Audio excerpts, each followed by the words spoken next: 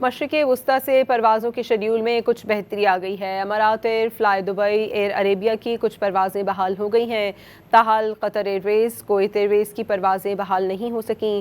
پاکستان کے بین الاقوامی ایئرپورٹ سے آج UAE، بحرین، کویت، قطر سمیت دیگر مشرقِ وسطی کی 106 پروازیں منسوخ ہوئی ہیں۔ اسی بارے میں مزید جانتے ہیں ڈان نیوز کے نمائندے سید وسیم سے۔ وسیم، اپڈیٹ کیجیے گا۔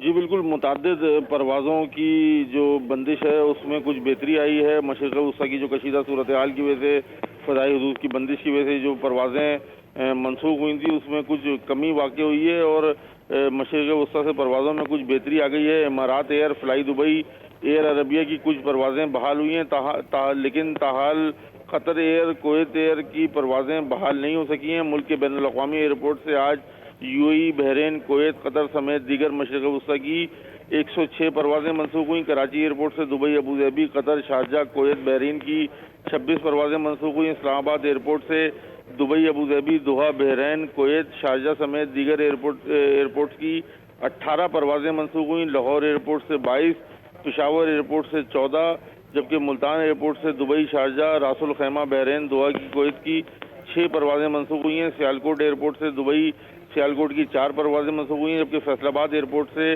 مشرق وسطی کی 8 پروازیں جو ہیں منسوخ ہوئی ہیں۔ منسوخ پروازوں میں ایمریٹس، اتحاد، ایئر عربیہ، PIA، ایئر بلو، دبئی، قطر ایئر ویز، فلائی جینا سمیت دیگر ملکی اور غیر ملکی ایئر لائن شامل ہیں۔ پاکستان سے 7 دن کے دوران مشرق وسطی کے ملکوں کی منسوخ پروازوں کی تعداد 814 ہو گئی ہے۔